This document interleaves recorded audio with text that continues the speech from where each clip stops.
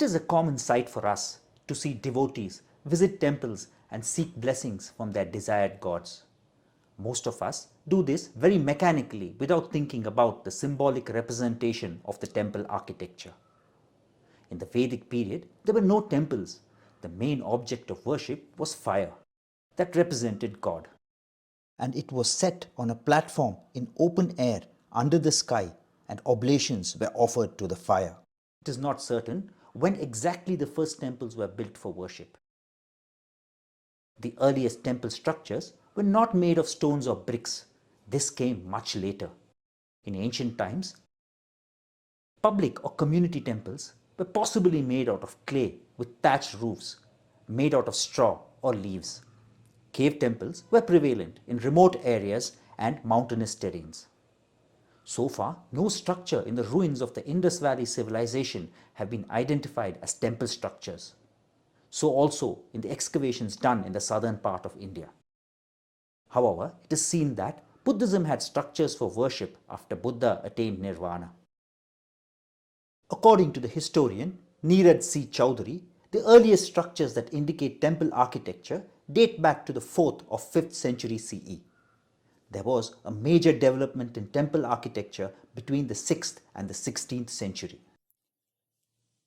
The architecture of Hindu temples evolved over a period of more than 2000 years, and there is a great variety in this architecture. Hindu temples are of different shapes and sizes: rectangular, octagonal, semicircular, with different types of domes and gates. Temples in southern India have a different style than those in northern India. Although the architecture of Hindu temples is varied, they mainly have many things in common. Hindus consider the building of temples an extremely pious act, which brings great religious merit. Hence, kings and wealthy men were inclined to sponsor the construction of temples, and the various steps of building the shrines were performed as religious rites.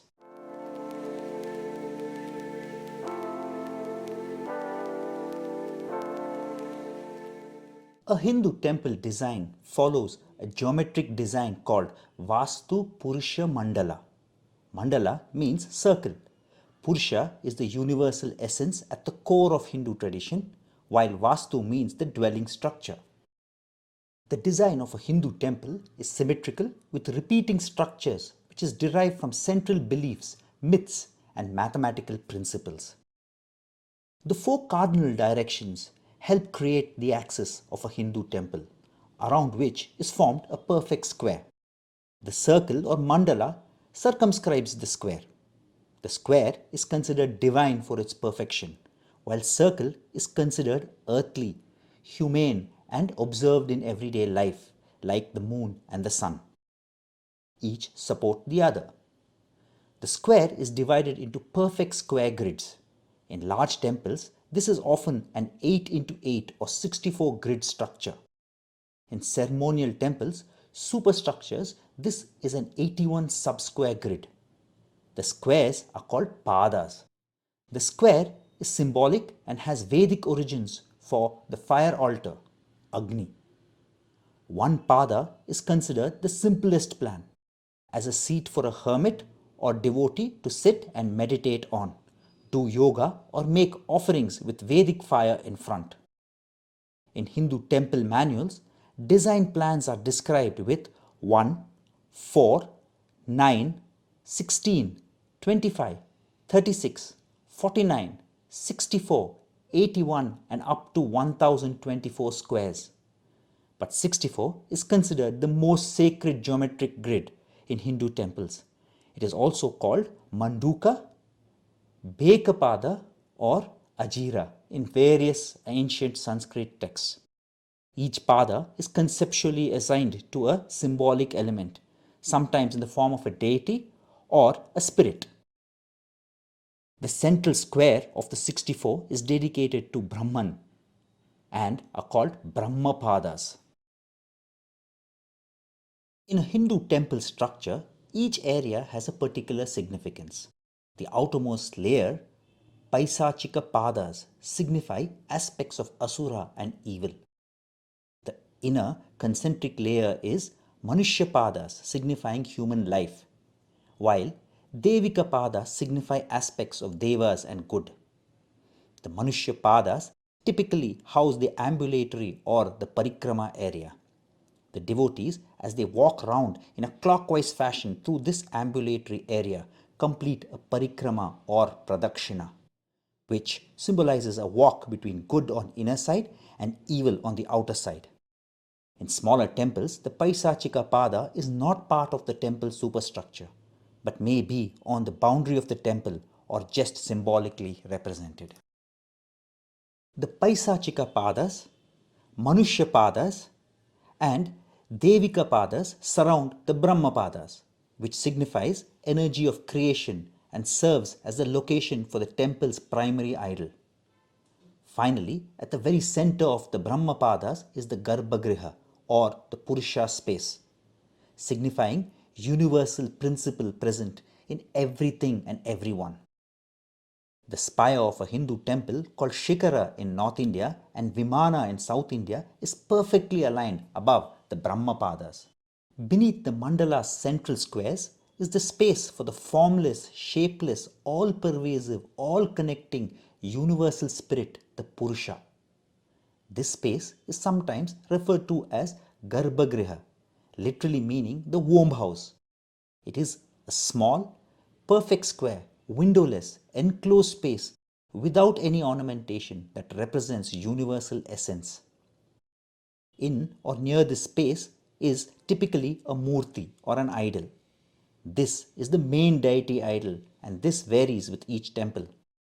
Often it is this idol that gives it a local name such as Vishnu temple, Rama temple, Narayana temple, Shiva temple, Lakshmi temple, Ganesha temple, and so on and so forth. It is this Garbagriha which devotees seek for darshana when they visit a temple.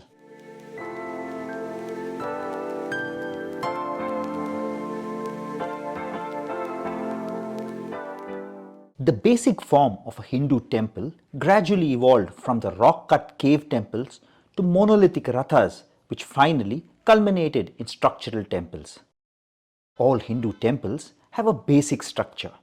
It is important for us to understand this structure so that you can appreciate the beauty and symbolism of the Hindu temple.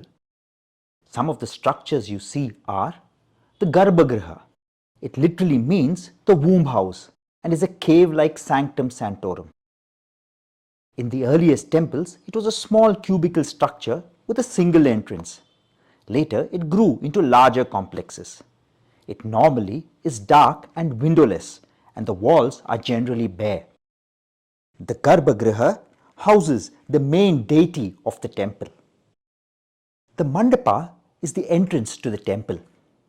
It may be a portico or pillared hall that incorporates space for a large number of worshippers.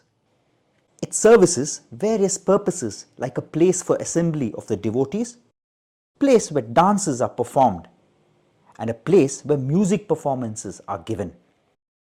Some temples have multiple mandapas in different sizes named as Ardha Mandapa, Mandapa, and Mahamandapa. Each mandapa is used for a specific purpose. The Shikara or Vimana is the spire above the Garbagriha. It is called Shikara in North Indian temples and Vimana in the South Indian temples. Shikara has a curving shape while Vimana has a pyramidal-like structure.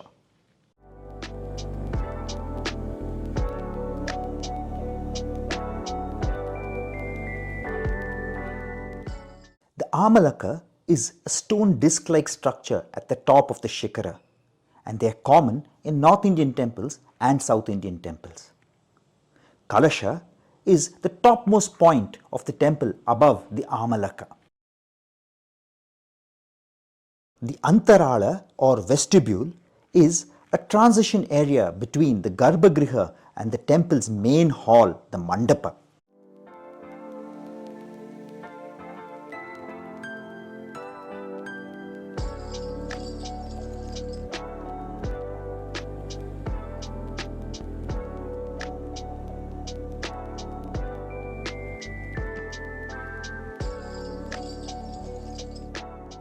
The Jagati is a raised platform for sitting and praying, and in some temples, circumambulation or pradakshina can be done on the Jagati. The Adhisthana is the base or plinth of a temple, upon which the temple is built.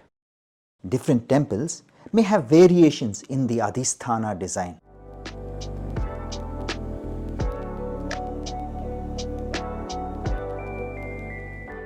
The Vahana is the mount or vehicle of the temple's main deity, normally placed in a separate enclosure or mandapa.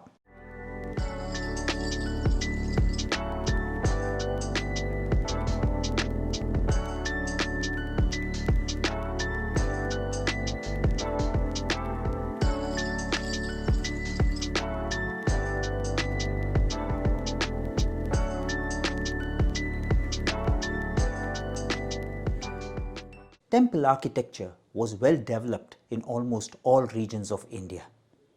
They broadly followed a general pattern but with distinct local variations. Ancient Indian temples are classified in three broad types. This classification is based on different architectural styles employed in the construction of the temple.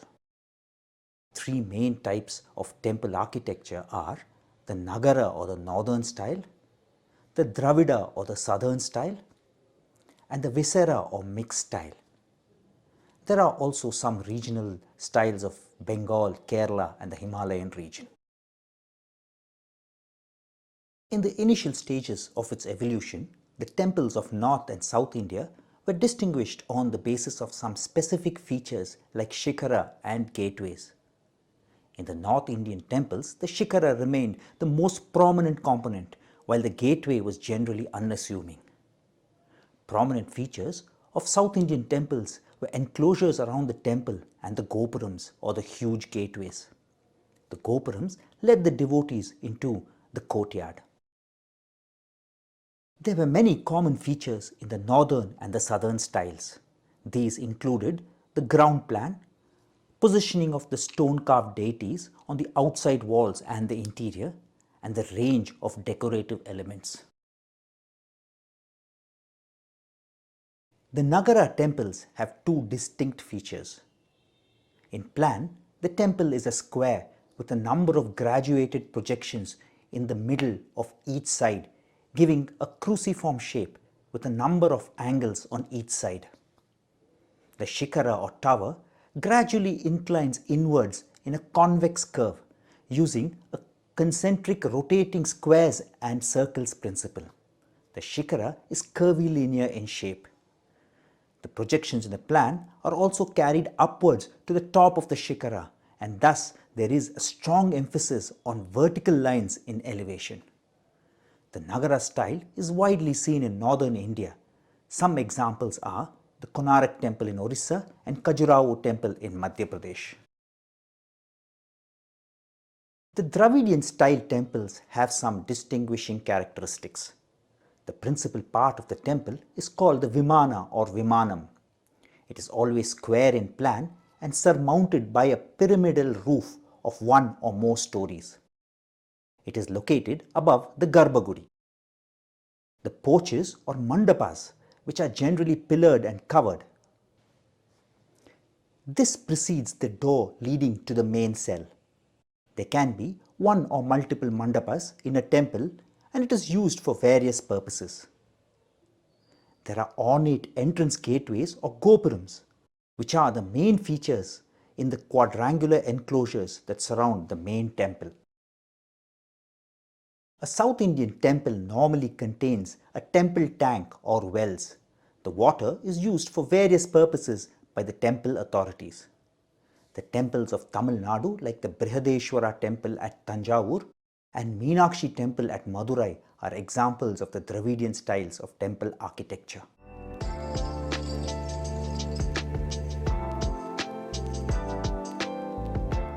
The Vesara or the hybrid or the Deccan temple style is a fusion of the Nagara and the Dravida style of temple architecture.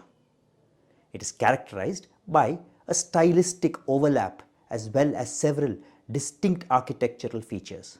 A A typical example is the Hoysala temple with its multiple shrines and remarkable ornate carvings. The temples at Orissa or Kalinga provide some of the finest examples of the Indo-Aryan style of temple architecture, which is distinct from the South Indian style. The main group of temples is concentrated in the town of Bhubaneswar, where there are over 30 of them. A few miles from the temple town are two of the largest buildings in eastern India, the temple of Jagannath at Puri and the Sun temple of Konark.